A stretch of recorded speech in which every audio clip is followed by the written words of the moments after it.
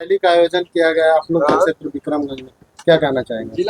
हम कहना चाहेंगे कि हमारे माननीय नेता जो उपेंद्र कुशवाहा जी हैं, आम जनता खासकर उत्तर भारतीय जो मूल हिंदी भाषी क्षेत्र जो है, उन लोगों की ये बहुत विकराल समस्या है कि जनसंख्या के हिसाब से यहाँ प्रतिनिधित्व नहीं, जबकि भारतीय संविधान में बाबा साहेब का यह आह्वान है, संविधान के मूल बिंदु में है कि एक मत एक व्यक्ति एक मत। उस सिद्धांत को बेशक हमारे उत्तर भारत के लोग थोड़ा सा कम समझ रखते हैं, नहीं तो अगर समझ रखते तो दक्षिण भारत के हिसाब से ये आंदोलन बहुत पहले हो जाता है। और परिसीमन जो 1971 से रुका हुआ है, यह परिसीमन 2099, 2010, 2014 में लागू हो सकता था। लेकिन हमारे नेता जब सदन में पहुंचे, सदन में दक्षिण भारत के जो सांसद लोग हैं वो तो काफ़ी, आप भी जानते हैं हम भी जानते हैं कि दक्षिण भारतीय जो प्रांत है काफ़ी समृद्ध है, काफ़ी शिक्षित है। तो उन लोगों का मांग है कि हमारे यहाँ जो परिसीमन है इसी सिद्धांत पर, मतलब यही रूल पूरे देश में चलना चाहिए, अब उसमें परिसीमन का बदलाव नहीं होना चाहिए। इसलिए कि यह परिसीमन का लाभ है दक्षिण भारत के राज्यों को कम से कम मिल पाएगा, इसलिए कि जनसंख्या के आधार पर वो लोग 10 लाख पर पहले से ही एक सांसद का क्षेत्र है। हमारे यहाँ बिहार में पूरे उत्तर भारत में 28 से 30 लाख, कहीं माने 20 से 30 लाख का एक लोकसभा क्षेत्र है।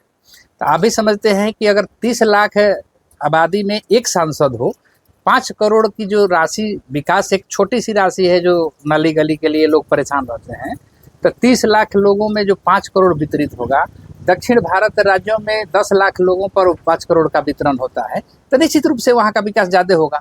अगर यह परिसीमन होता है तो निश्चित रूप से हमारे बिहार का स्वतः विकास हो जाएगा, सीटों की संख्या बढ़ जाएगी। और इस जो मूल विकास का जहाँ ज़रूरत है उत्तर भारत में, यहाँ का आवाज़ बुलंदी से लोकसभा में, उच्च सदन में, राज्यसभा में, लोकसभा में, हर एक राज्यों के विधानसभा में उठेगा, तो आम आदमी की सवाल ज़्यादा से ज़्यादा पहुँचेगी। इसमें किसी की हकमारी और किसी के साथ ज़्यादती, न किसी जाति से संबंधित न किसी पार्टी से संबंधित, यह मुद्दा तो आम लोगों के लिए है। अब रहा बात कि बड़े बड़े दल के लोग यहाँ राजनीति करते हैं, लेकिन किसी ने नहीं सवाल को उठाया। अब उनकी अपनी व्यक्तिगत राय हो, अब हमारे नेता ने जिस चीज़ को समझा उस चीज़ को उठा रहे हैं।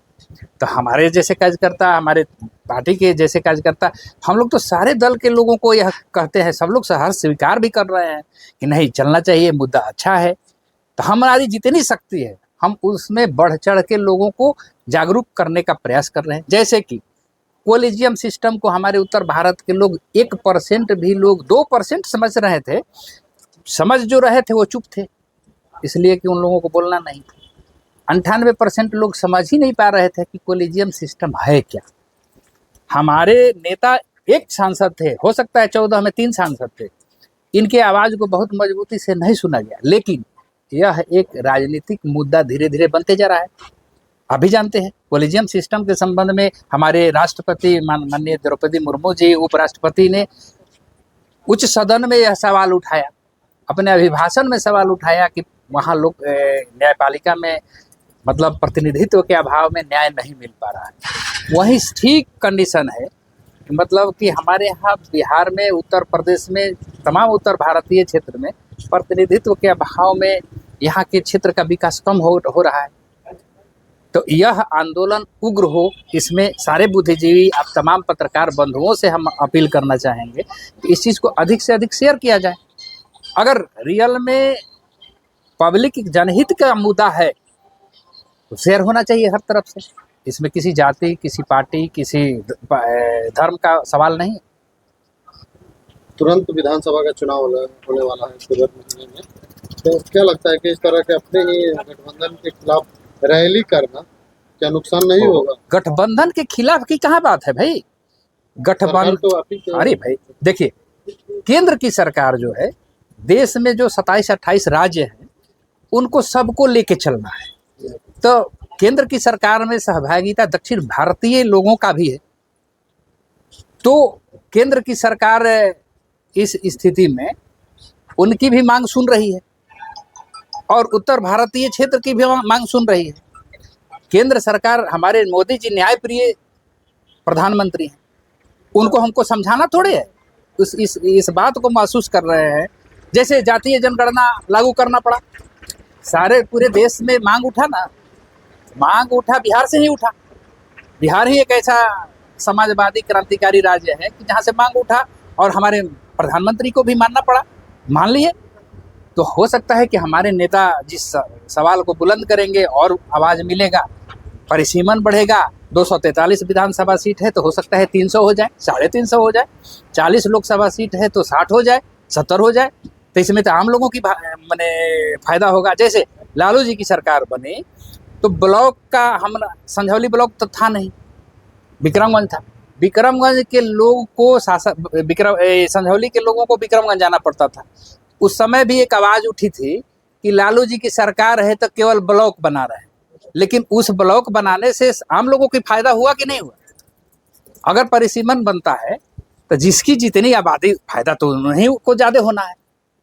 फायदा तो जिसकी जितनी आबादी है उसी को ज़्यादा होना है। हम तो केवल आवाज़ दे रहे हैं कि भाई होना चाहिए। आम आदमी के सवाल है, हम किसी जाति विशेष पर राजनीति तो नहीं कर रहे हैं। इसमें हमारा नुकसान है तो हम क्यों बोलेंगे?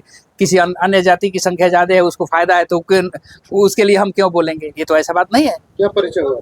चंद्रकांत सिंह कुशवाहा, राष्ट्रीय लोक मोर्चा के हम प्रदेश महासचिव हैं और इस अभियान को द्रुत गति देने के लिए हम लोग दिन रात लगे हुए हैं। हमारा तबीयत काफ़ी खराब है, फिर भी हमारे नेता का जो नेक सवाल है उस सवाल पर हम लोग घर बैठाना नहीं चाहते हैं कि अधिक से अधिक प्रचार हो।